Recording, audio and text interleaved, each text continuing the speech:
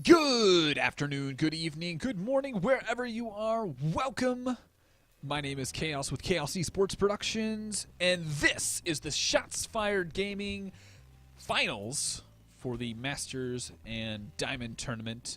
We have two excellent players duking it out for that Steam Key.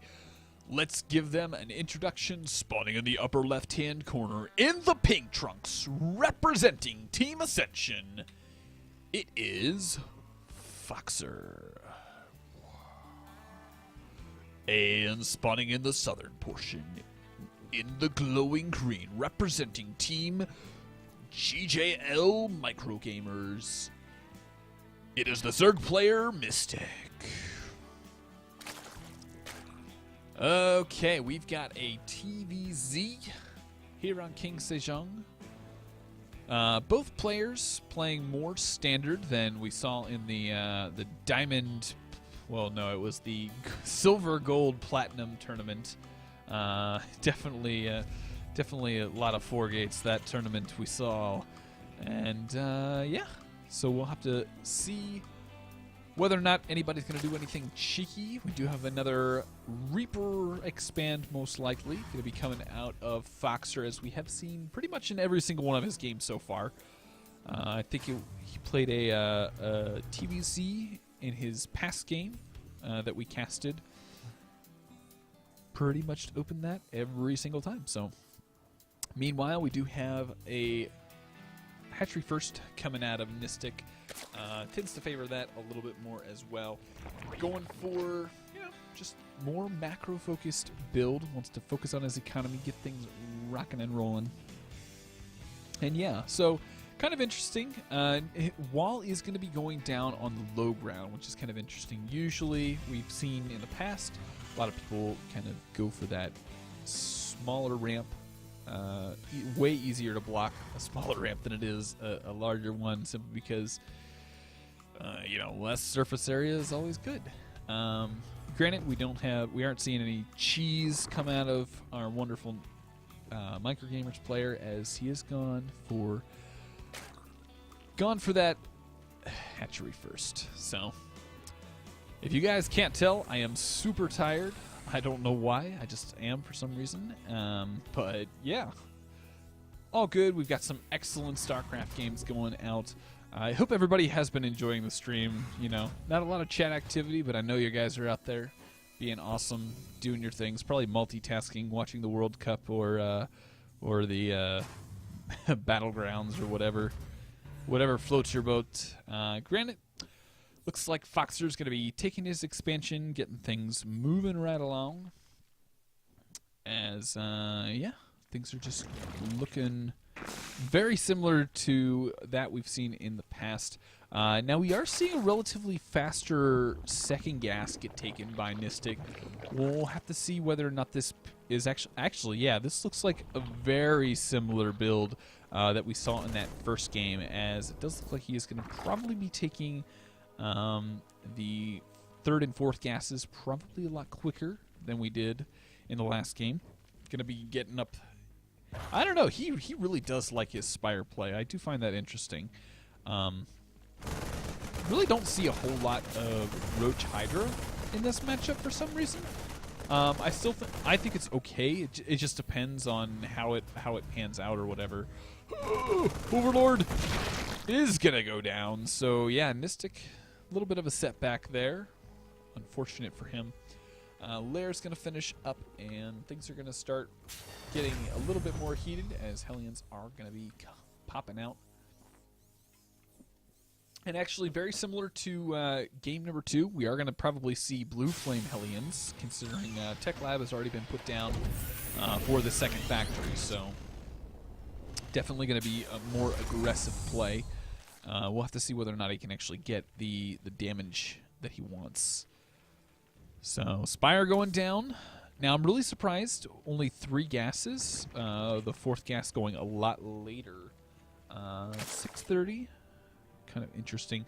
Not a whole lot of defenses so far. Really only see the single spine crawler. And they are going to be met by a couple of Hellions very, very soon. Obviously, the second queen did come down to help defend that. Nothing up in the main, so he's missing some larva injects. And yeah, Foxer's just being really, really present on the map, trying to make sure that his opponent isn't out and about doing anything too crazy. Also, some random spine crawlers being built. Probably going to go in that position to help defend a little bit more. So, still missing those injects in the main, which I do think is going to set him back quite a bit. We do have four mutas coming out. 5 mutas. Just trying to spend his gas as wisely as possible. Probably going to see a couple more here very shortly, as well as the +1 flyers. And yeah, here we go again. We are going to probably see some Hellbat action as the tank trying to get as much damage done as possible. Hellions turning into Hellbats, getting lots of damage done. Granted, the mutas are going to be able to get some damage done. And actually, with this many spine crawlers, it looks like Nistic might actually be able to do a nice little counter. Granted, Thors are on the way. Very, very fast Thors. Probably the fastest Thor I've seen in a long time. Definitely going to be really difficult for Foxer to hold this. If these mutas get in here and can snipe the missile turret, that would be a very big win for him. Gonna snipe. Giz is going to go ahead and get that sniped. One will finish up in the main, but at the cost of a handful of SCVs. And actually, with the way supplies are right now, I would say that Nistic is in a very, very good spot to take this game, potentially. Widowmine's coming out, trying to get into good enough position. Has to be very, very careful. The missile turret at the natural will finish up. And, you know, at this point, Nistic says, okay, you're on 2 bases. We're good with that. Random tank just doing his thing, because that's how he rolls. Just, you know, I'm just going to hang out here. No big deal. And yeah, so the drone will go down to take the 3rd base, happily. And at this point, I would say Nistic in a very, very good spot. So, still no 3rd base coming out of our Terran player, and it does look like he is going to be falling back on a handful more factories to help out his production. So whether or not this will be straight on hardcore Thors, that is still in question. So lots of potential here. Nistic obviously trying to make use of the mutas as much as possible. Gonna be swinging in. Gonna try and hinder the gas income, which I think is the right choice, but does need to be very careful of the Thor shots. Thor shots can be quite devastating to mutas.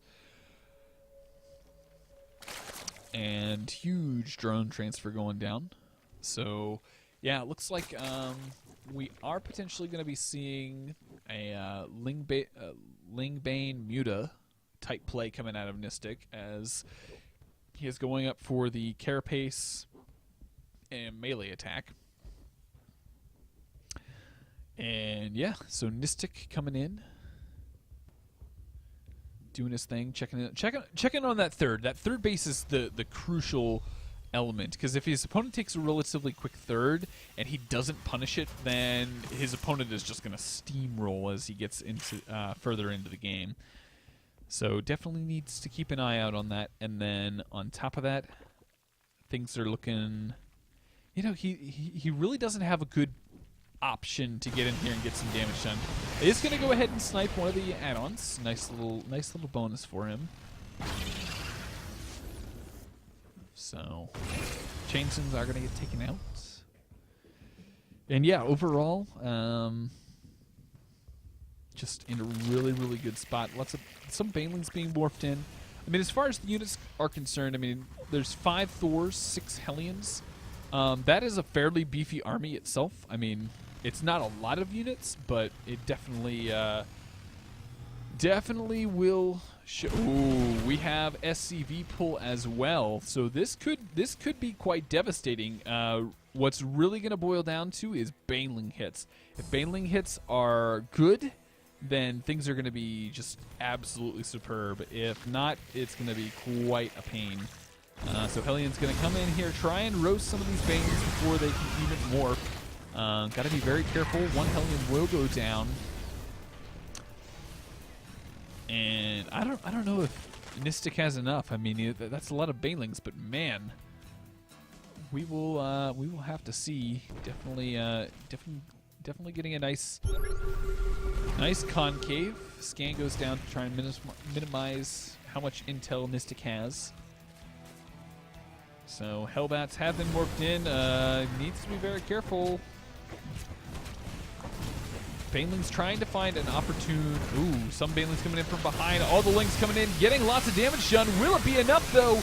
Muta's getting lots of damage. Looks like Thors are all that's left, and it will get cleaned up. Nistic taking a very dominating position in this game, as he is going to go ahead and get the rest of these Hellions, or Hellbats and Thors, and now is going to be on the offensive.